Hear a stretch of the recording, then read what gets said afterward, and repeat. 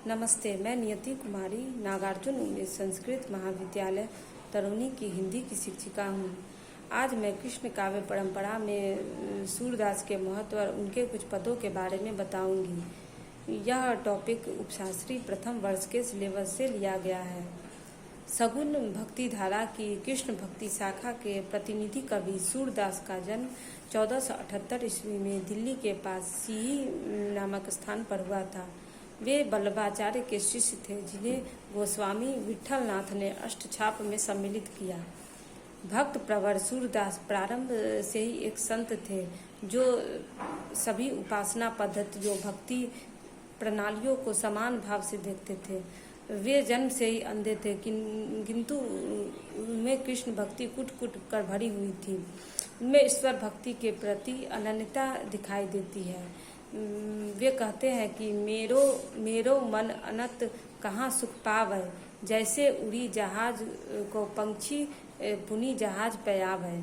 कृष्ण काव्य के आधार ग्रंथ भागवत पुराण और महाभारत माने जा सकते हैं। संस्कृत साहित्य में सर्वप्रथम अष्टछाप के बुद्ध चरित्र में कृष्ण लीला का उल्लेख है। हिंदी में कृष्ण काव्य के प्रवर्तन का श्रेय मैथिल कोकिल विद्यापति को है, जिन्होंने गीत गोविंदकार जयदेव का अनुसरण करते हुए सरस और मधुर शब्दावली में राधा कृष्ण की प्रेम लीलाओं के मादक चित्र अंकित किए हैं। विद्यापति के उपरांत कृष्ण काव्य को दृढ़तर आयामों पर स्थापित करने का पूरा श्रेय अष्टछाप के महान कवि सूरदास को प्राप्त है, जिन्होंने भागवत पुराण का आधार ग्रहण कर कृष्ण की बाल लीलाओं एवं प्रेम क्रीड़ाओं का चित्रण करते हुए सूरसागर, साहित्य लहरी एवं सूरसारावली की रचना की।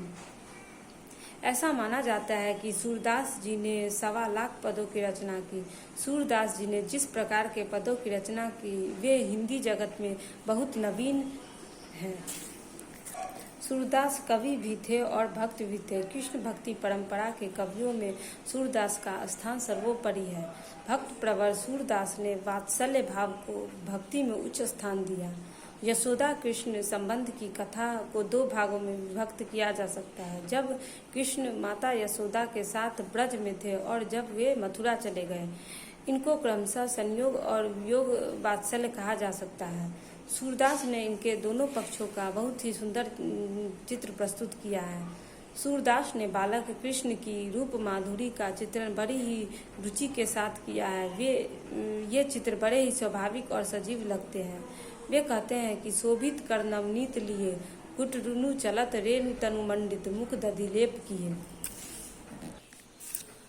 सूरदास ने बाल मनोभावों के चित्रण में श्री कृष्ण के हृदयगत मनोभाव, बुद्धि चातुर्य, स्पर्धा, खीज, अपराध करके उसे छिपाने एवं उसके बारे में कुशलता से सफाई देने की प्रवृत्ति इत्यादि का वर्णन किया है। बालक कृष्ण जब दूध पीने में आनाकानी करते हैं तो माँ यशोदा विभिन्न प्रकार के प्रलोभन देकर कृष्ण को दूध पिलाने का प्रयत्न करती है। माँ यशोदा कहती है कि दूध पीने से तुम्हारी चोटी बढ़ेगी और वह बलराम भैया की तरह लंबी होकर भूमि पर लौटने लगेगी। यह सुनकर बालक कृष्ण एक हाथ में दूध का कटोरा लिए हुए और देखते हैं कि चोटी बढ़ रही है या नहीं। वे माता यशोदा से पूछते हैं कि मैया कभी बढ़ेगी चोटी, कितनी बार मोही दूध पियत भैया अजहू है छोटी। जिस प्रकार सूरदास ने श्री कृष्ण की बाल लीलाओं का मनोरम चित्र प्रस्तुत किया है और संयोग वात्सल्य का अत्यंत मर्म स्पर्शी वर्णन किया है, उसी प्रकार वियोग वात्सल्य का भी हृदय विदारक वर्णन किया है।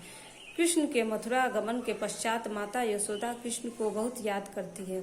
वह चाहती है कि ब्रज में कोई उनका हित बनकर कृष्ण को मथुरा जाने से रोक ले। यशोदा कहती है कि अर्थात सूरदास जी कहते हैं कि यशोदा बार बार यूं भाड़ वह है, ब्रज में कोई हितु हमारो, जो चलत गोपाल ही राखै। अर्थात यशोदा जी बहुत दुखी है। वह चाहते हैं कि कोई तो हो जो हमारे कृष्ण को मथुरा जाने से रोक ले। कृष्ण के मथुरा चले जाने के बाद यशोदा कृष्ण से संबंध रखने वाली वस्तुओं को देख देख कर कृष्ण का स्मरण करती है। वह मथुरा जाने वाले एक पथिक से कहती है, संदेशो देवकी सो कहियो, हाँ तो घाय तुम्हारे सुत की दया करत ही रहियो। अर्थात सूरदास जी कहते हैं कि यशोदा बहुत ही दुखी है कृष्ण के जाने से। वे पति को कहती है कि मेरा संदेश देवकी से कहना कि वो तो मतलब कृष्ण तो तुम्हारे भी सुत है, उस पर हमेशा दया करते रहिएगा। सूरदास ने वात्सल्य की तरह श्रृंगार रस के चित्रण में भी गहन रुचि दिखाई है। श्रृंगार रस के अनंत प्रेम, सौंदर्य, उनके वार्तालाप एवं गतिविधियों का वर्णन किया है। सूरदास प्रेम अथवा श्रृंगार रस के आचार्य कहे गए हैं। पंडित रामचंद्र शुक्ल ने कहा है कि प्रेम नाम की मनोवृत्ति का जैसा विस्तृत और पूर्ण परिज्ञान सूर को था, वैसा किसी और कवि को नहीं था। कृष्ण काव्य परंपरा को विकसित करने में जिन प्रवृत्तियों का होना अनिवार्य है, वे सभी प्रवृत्तियों का ज्ञान सूर को था। इन सभी प्रवृत्तियों को कई बिंदुओं में स्पष्ट किया जा सकता है, जैसे कृष्ण लीला का वर्णन। सूर ने कृष्ण की लोक रंजनकारी लीलाओं को अपने काव्य का विषय बनाकर लोगों को माधुर्य रस से विभूषित कर दिया है। राधा कृष्ण की प्रेम लीलाओं को सूर ने इस प्रकार व्यक्त किया है, धेनु दुहत अति ही रति बाढ़ी, एक धार दोहनी पहुँचावत, एक धार जह प्यारी ठाढ़ी। कृष्ण की प्रेम लीलाएं ही परवर्ती रीतिकालीन साहित्य में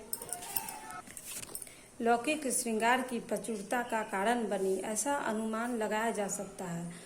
प्रेम लक्षणा भक्ति भी इनके काव्य पदों में देखी जा सकती है।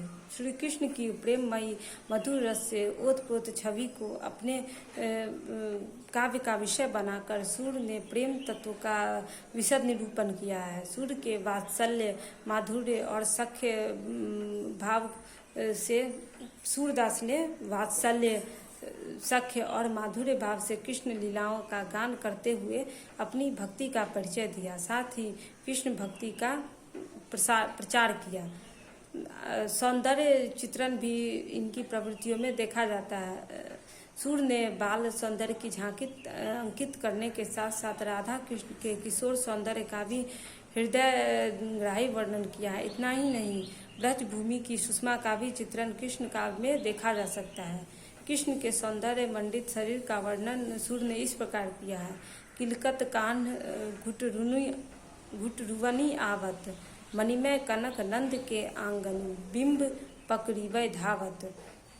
इनके काव्य में प्रकृति चित्रण भी देखा जा सकता है। राधा कृष्ण के सौंदर्य के साथ साथ उनकी विहार स्थली ब्रज भूमि की अनंत सुषमा का निरूपण भी किया गया है। भाव प्रधान होने से कृष्ण काव्य में प्रकृति चित्रण उद्दीपन रूप में अधिक हुआ है, आलंबन रूप में बहुत कम, परंतु दृश्यमान जगत का कोई भी सौंदर्य उनकी आंखों से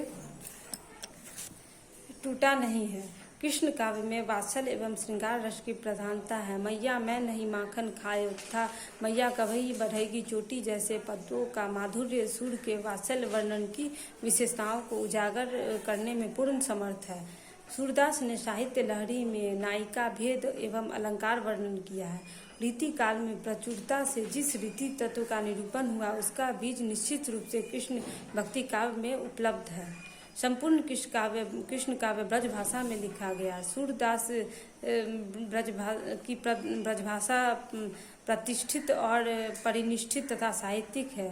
उसमें प्रत्येक मनोभावों को सफलतापूर्वक व्यक्त करने की क्षमता है। उनकी ब्रजभाषा अपनी कोमलता, सरलता, माधुर्य एवं पद लालित्य के कारण व्यापक काव्य भाषा के रूप में प्रतिष्ठित हो चुकी है। सूरदास, नंददास, रसखान और मीरा कृष्ण भक्त कवियों में अग्रगण्य है। इनके काव्य में अलंकारों की मनोहारी सुषमा देखी जा सकती है। उपमा, रूपक, उत्प्रेक्षा, विभावना, असंगति, प्रतीप आदि अलंकारों का सौंदर्य इनके काव्य में यत्र तत्र देखा जा सकता है। सूर सागर में पदों की प्रधानता है। इस प्रकार कहा जा सकता है कि कृष्ण का परंपरा को विकसित करने में सूरदास का पूर्ण योगदान है। सूरदास जन्म से ही अंधे थे, किंतु उनके पदों में भक्ति, कृष्ण भक्ति कूट कूट कर भरी हुई थी।